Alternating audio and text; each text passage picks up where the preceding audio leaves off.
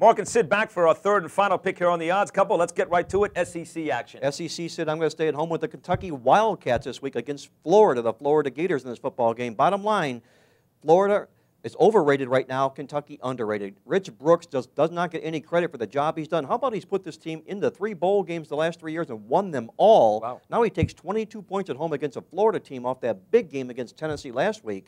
How about Florida 0-7 to the spread in games after taking on the Volunteers?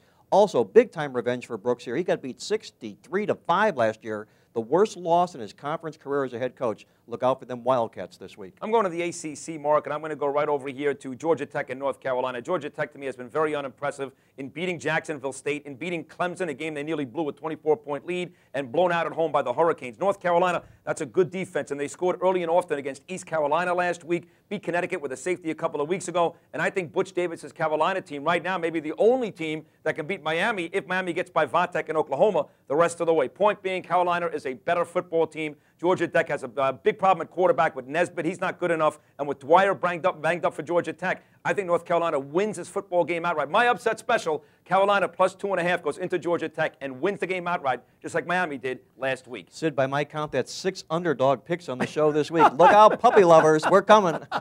And that is going to do it for this college edition of The Odds Couple. Again, if you have any handicapping questions, feel free to send Mark and I an email to theoddscouple@opensports.com. That's theoddscouple@opensports.com. Also, keep an eye out for our NFL show coming up on Friday. For Mark Lawrence, my main man, Mark Lawrence. Sid. I'm Sid Rosenberg. And, of course, as always, we'll see you next week at the pay window.